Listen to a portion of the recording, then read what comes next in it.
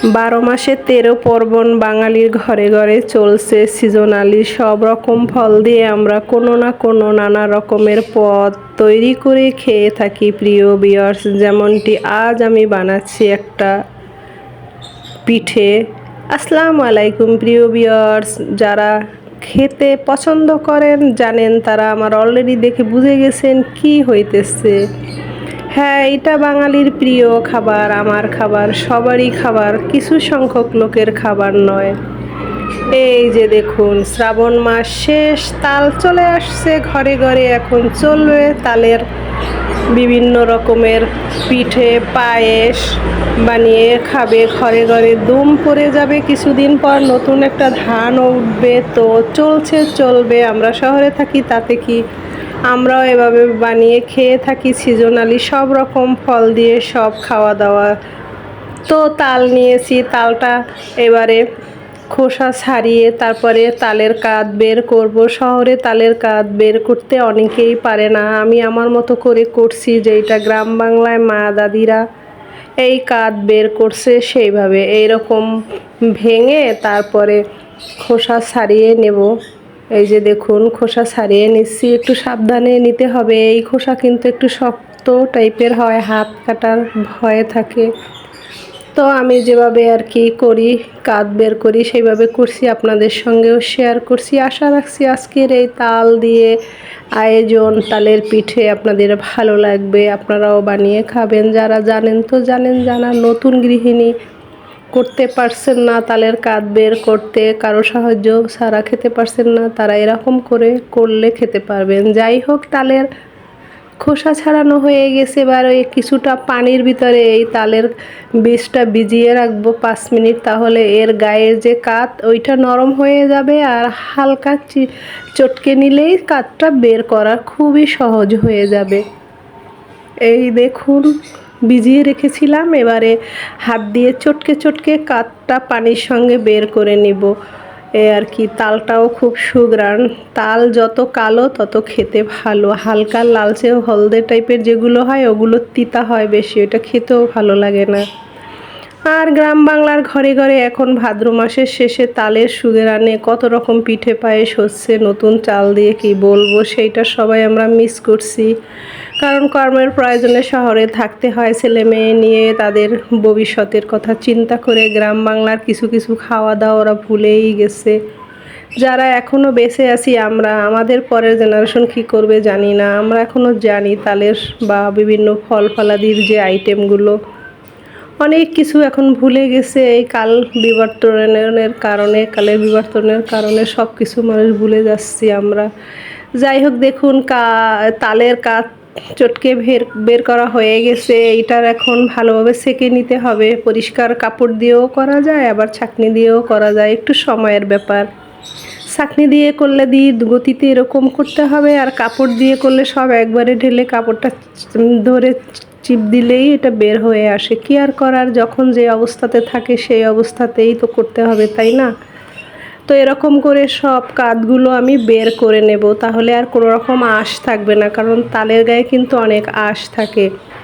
আর আজ যে আমি পিঠেটা করব তাতে তাল জাল দিতে হবে না, এই কাঁচা তাল চটকে এটা দিয়েই করব। এইটা দিয়ে কিছুটা ফ্রোজেন করে রেখে দেবো, আর কিছুটা পিঠের জন্য করব। পিঠের যে ডো তৈরি করব সেটা কিন্তু অনেকগুলো করা যায়, পরে ফ্রোজেন করে সেইটা দিয়ে আবার চট জলদি পিঠে বানিয়ে খাওয়া যায়। যেমনটা আজ আমি কিছুটা তাল ফ্রোজেন করব, কিছুটা যে ডো বানাবো ডোয়েরও ফ্রোজেন করে রাখবো প্রিয় ভিউয়ার্স।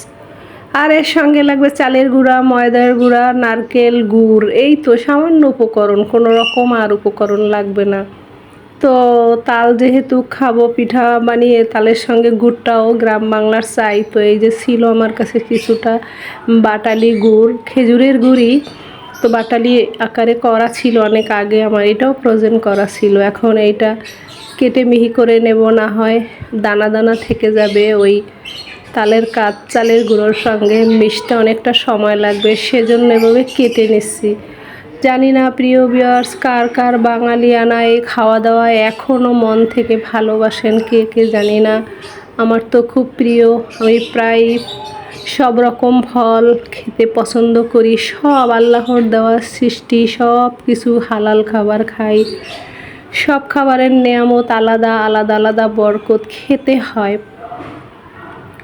এই তো হয়ে গেল আমার গুড়টা মিহি করে নেওয়া। এবার চালের গুঁড়ো, ময়দার পাউডার আর দিয়ে দেব নারিকেল কোড়া, কিছুটা পাউডার দুধ, তালের কাঠ দিয়ে সুন্দর করে হাত দিয়ে চটকে চটকে একটা ডো বানাবো।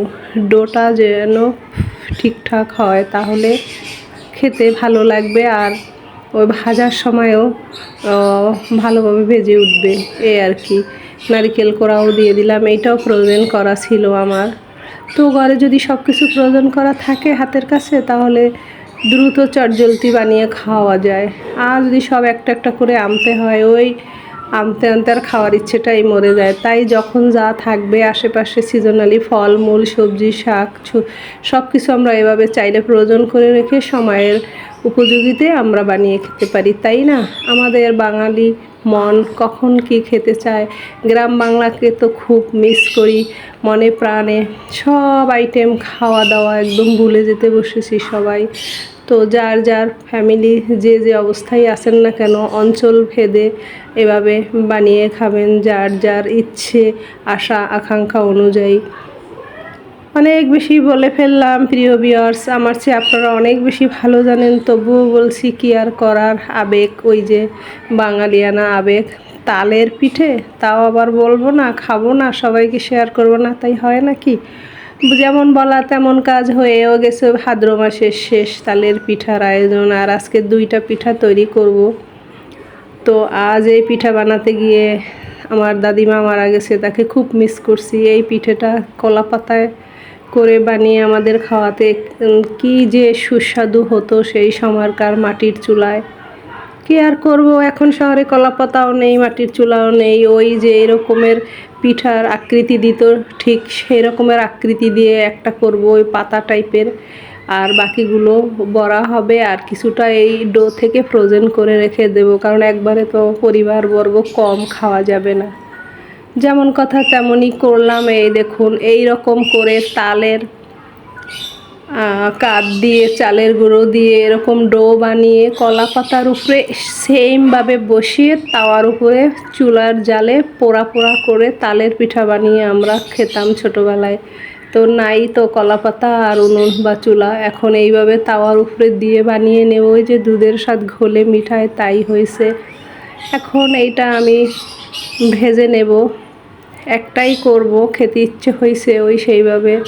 তো এইটা কলাপাতা আর মাটির চুলায় বানালে কি হয়, কলাপাতার পোড়া যে একটা সুঘ্রাণ আর মাটির চুলার একটা দারুণ স্বাদ, সেইটা হবে না। তবে ওই একটু তাওয়ায় পোড়া পোড়া ভাব আসছে আর কি। এটা খেতেও সুস্বাদু হয়। তবে কলাপাতায় যে কড়াটা, সেই কলাপাতার সুঘ্রাণটা এখানে নেই, চুলার জালের যে ধোঁয়ার একটা গন্ধ সেটা নেই। যাই হোক, এখন বড়াগুলো এভাবে বানিয়ে নেব, ছোট ছোট লিচির মতো দিয়ে তেলের উপরে। আমার যেহেতু অল্প করে বানাবো তাই ডোয়ের আকারও অল্প ছোট করে দিচ্ছি, তেলের ব্যাপারটাও বেশি দেইনি, সামান্য কয়টা বড়া করব। এবছরের প্রথম তাল দিয়ে তালের মজাদার 2টা পিঠার আইটেম তৈরি করলাম, মন চাইছে খেতে।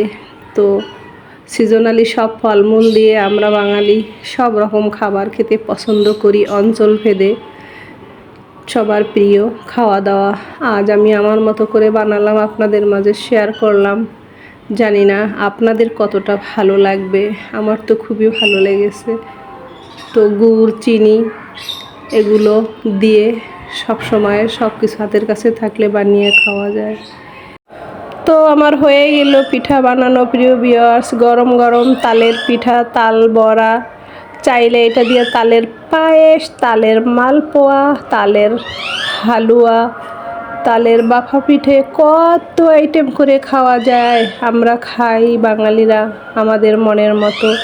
দেখুন কত সুন্দর হয়ে গেছে 2টাই। এখন গরম গরম খেয়ে নিচ্ছি। ভালো লাগলে একটা কমেন্ট করবেন যে কার এমন বাঙালিয়ানা প্রিয় খাবারগুলো এখনও মিস করেন কিন্তু প্রয়োজনের তাগিদে খেতে পারেন না। আল্লাহ হাফেজ।